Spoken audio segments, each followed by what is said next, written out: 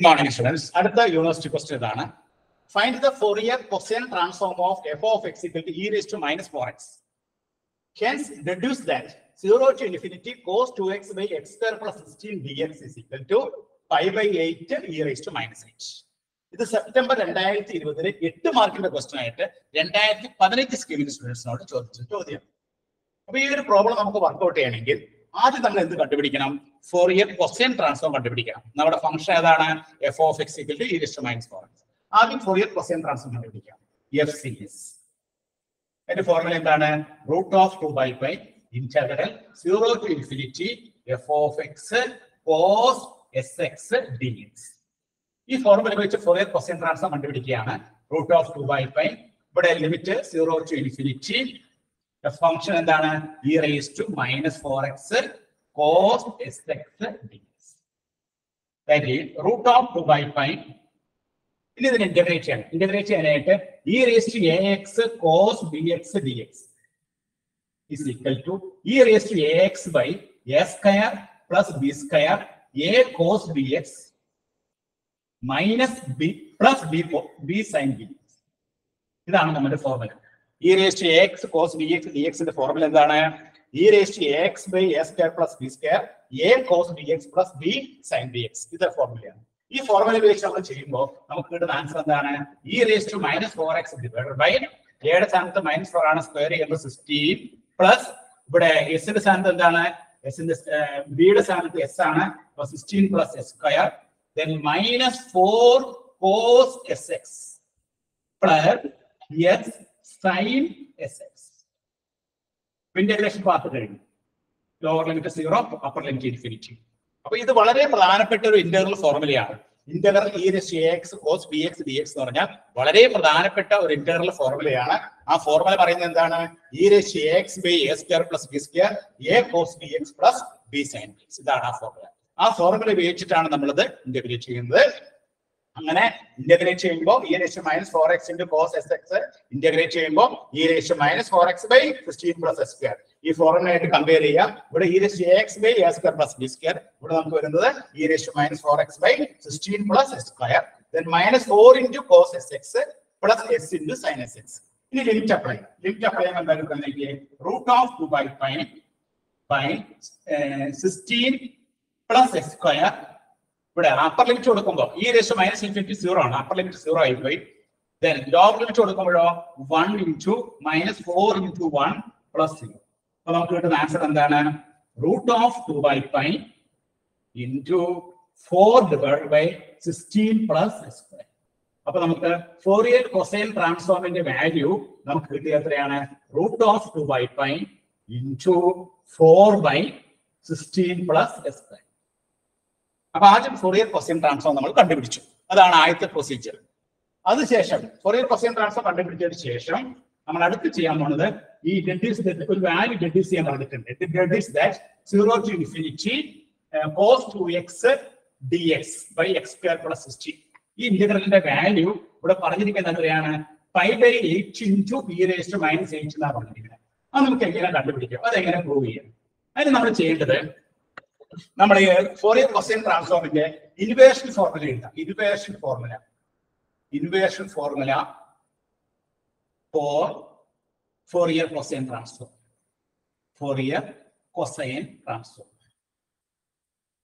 എന്താണ് inversion formula? Inversion formula എന്ന് പറഞ്ഞാൽ f of x is equal to ആ ഫോർമുല ഇതാണ്. റൂട്ട് ഓഫ് 2 by pi ഇന്റഗ്രൽ 0 to infinity, root of 2 by pi integral 0 to infinity FCS. FCS എന്ന് പറഞ്ഞാൽ എന്താണ്? Fourier cosine transform.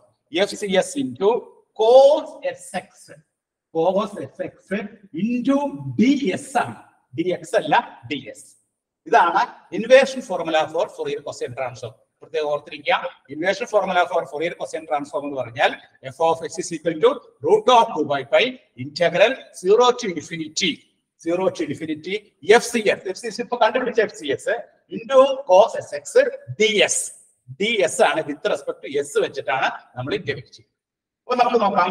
Root of 2 by pi into ഇന്റഗ്രൽ 0 to infinity. FCS ഇപ്പൊ കണ്ടുപിടിച്ചാണ്, ഇവിടെ സബ്സ്റ്റിറ്റ്യൂട്ട് ചെയ്യാം. Root of 2 by pi 4 by 16 plus s square cos sx dx.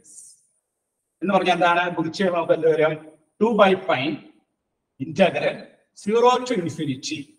ഈ 4 ഇവിടെ 4 ഉണ്ട്, 4 നമുക്ക് പുറത്തേക്ക് എടുക്കാം. അപ്പൊ നമുക്ക് 8 by pi റൂട്ട് 2 ആവും. 4 പുറത്തേക്ക് എടുത്തു. അപ്പൊ 8 by pi 0 to infinity 1 by 16 plus s square cos sx dx. ഇതാണ് നമുക്ക് f of x കിട്ടുന്നത്. ഇത് നമ്മൾ ചെയ്യാൻ പോണത് നമുക്ക് 0 to infinity cos sx ds divided by 16 plus s square നമ്മൾ നിർത്തുന്നു. ബാക്കി കിട്ടി നമുക്ക് അപ്പുറത്തേക്ക് കൊണ്ടുപോകുമ്പോൾ pi by 8 f of x. pi by 8 f of x കണ്ടോ? നമ്മൾ ഈ ഒരു പാർട്ട് മാത്രം അവിടെ നിർത്തുന്നു. ബാക്കിയുള്ള അപ്പുറത്ത് കൊണ്ടുപോകുമ്പോൾ pi into f of x by 8. ഇത് നമ്മൾക്ക് തെളിയിക്കേണ്ടതാണ് 0 to infinity cos 2x dx by x square plus 16 എന്ന് തെളിയിക്കേണ്ടത്. അപ്പൊ അതിന് നമ്മൾ ചെയ്യാൻ പോകുന്നത് ഇവിടെ x എന്നുള്ളത് 2 എന്ന് കൊടുക്കാം. Take x is equal to 2. x ന് 2 കൊടുക്കുമ്പോൾ നമുക്ക് എന്താ കിട്ടുന്നത്? 0 to infinity cos 2s. x ന് 2 കൊടുക്കുമ്പോൾ cos 2s ds divided by 16 plus s square. Right hand സൈഡില് pi by 8 into f of x എന്ന് പറയുന്നത് എന്താണ്? ഇവിടെ pi by 8 into f of x എന്ന് പറയുന്നത് e raised to minus 4x ആണ്. അപ്പൊ ആ minus 4x ആണ് നമ്മൾ കൊടുക്കുന്നത്. pi by 8 into e raised to minus 4 into 2, that is pi by 8 into e raised to minus 8. അപ്പൊ നമുക്ക് 0 to infinity cos 2s ds by 16 plus x square എന്ന് കിട്ടി. pi by 8 e raised to minus 8 കിട്ടി. ഇവിടെ ചോദിച്ചിരിക്കുന്നത് x ലാണ് ചോദിച്ചിരിക്കുന്നത്. x ആയതുകൊണ്ട് നമുക്ക് ഇതിനെ എങ്ങനെ എഴുതാം? This is equal to integral 0 to infinity cos 2x. നമ്മൾ s മാറ്റി x ആക്കാണ്. divided by 16 plus x square dx is equal to എന്ത് കിട്ടി? pi by 8 e raised to minus 8 കിട്ടി. ഇത് ഏത് പ്രോപ്പർട്ടിയാണ്? Integral a to b f of x dx എന്ന് പറഞ്ഞാൽ integral a to b f of y dy. ആ variable നമുക്ക് ചേഞ്ച് ചെയ്യാം. x എന്നുള്ളത് y ആക്കാം, y എന്നുള്ളത് x ആക്കാം. ഇവിടെ s എന്നുള്ള വേരിയബിൾ അവസാനം നമ്മൾ x ലേക്ക് തന്നെ കൊണ്ടുപോകുന്നു. അപ്പൊ 0 to infinity cos 2x by 16 plus x square dx. ഈ ഒരു കോംപ്ലിക്കേറ്റഡ് ആയിട്ട് ഫംഗ്ഷൻ, ഈ വലിയൊരു ഫംഗ്ഷന്റെ integral within the limit 0 to infinity, lower limit 0 to upper limit infinity ആണെങ്കിൽ അതിന്റെ വാല്യൂ നമുക്ക് ലഭിക്കുന്നത് എത്രയാണ്? pi by 8 e raised to minus 8. So one of the application of the Fourier transform. Fourier transformന്റെ വലിയൊരു ആപ്ലിക്കേഷൻ ആണ്. ഇങ്ങനെ ഒരു കോംപ്ലിക്കേറ്റഡ് ആയിട്ട് ഇന്റഗ്രൽ, ഒരു വലിയൊരു ഇന്റഗ്രൽ വന്നു കഴിഞ്ഞാൽ, ഒരു ഫംഗ്ഷൻ വന്നാൽ നമുക്ക് അതിനെ 0 to infinity എന്നുള്ള ലിമിറ്റിൽ ഇന്റഗ്രേറ്റ് ചെയ്ത് അതിന്റെ വാല്യുവേറ്റ് ചെയ്യാനായിട്ട് നമ്മൾ എന്ത് ഉപയോഗിച്ചു? Fourier transform ഉപയോഗിച്ചു. അപ്പൊ നമുക്ക് ആൻസർ എത്ര കിട്ടി? pi by 8 e raised to minus 8 കിട്ടി. ഇത് എന്ന് ചോദിച്ചതാണ്? സെപ്റ്റംബർ 2020 8 മാർക്കിന്റെ ക്വസ്റ്റ്യൻ ആയിട്ട് 2015 സ്കീമിലെ സ്റ്റുഡൻസിനോട് ചോദിക്കുകയാണത്. One of the important application of the Fourier transform. കാരണം എന്താണ്? നമ്മുടെ Fourier Cosine transform കണ്ടുപിടിച്ചു. Fourier Cosine transform കണ്ടുപിടിച്ചതിന് ശേഷം അതിന്റെ ഇൻവേർഷൻ ഫോർമുല എന്താണ്? f of x is equal to root of 2 by pi integral 0 to infinity fcs cos sx ds. ആ ഫോർമുലയിൽ നമ്മൾ FCSന്റെ വാല്യൂ സബ്സ്റ്റിറ്റ്യൂട്ട് ചെയ്ത് അതൊന്ന് റീഅറേഞ്ച് ചെയ്തപ്പോൾ നമുക്ക് കിട്ടിയ ആൻസർ എന്താണ്? വളരെ മനോഹരമായ ആൻസർ കിട്ടി. 0 to infinity cos 2x dx by 16 plus x square. നമ്മുടെ ആൻസർ എത്ര കിട്ടി? pi by 8 into e raised to minus 8. അപ്പൊ ഇവിടെ വരെ എത്തിയതിനു ശേഷം നമ്മൾ ഈ ഒരു പാർട്ട് ഇവിടെ നിർത്തി ബാക്കിയുള്ള അപ്പുറത്തേക്ക് കൊണ്ടുപോയി അതിനുശേഷം എന്ത് ചെയ്തു? x ന് 2 എന്ന് കൊടുത്തു. നമ്മളത് ക്വസ്റ്റ്യനിലേക്ക് നോക്കിയിട്ടാണ് കൊടുക്കുന്നത്. ഇവിടെ cos 2x ആയതുകൊണ്ട് x ന് 2 കൊടുത്തു. ആ എക്സിന് കറസ്പോണ്ടിങ് ആയിട്ട് വാല്യൂ കൊടുത്തു കഴിഞ്ഞ് ഒന്ന് റീഅറേഞ്ച് ചെയ്തപ്പോൾ നമ്മുടെ ആൻസറിലേക്ക് എത്തിച്ചേർന്നു. ഫൈനൽ ആൻസർ എന്താണ്? pi by 8 into e raised to minus 8 ആണ്. ചോദിച്ച വർഷം സെപ്റ്റംബർ 2020 8 മാർക്കിന്റെ ക്വസ്റ്റ്യൻ ആയിട്ടാണ് ചോദിച്ചത്. എല്ലാവരും നോട്ട് ചെയ്തെടുത്തോളൂ കേട്ടോ.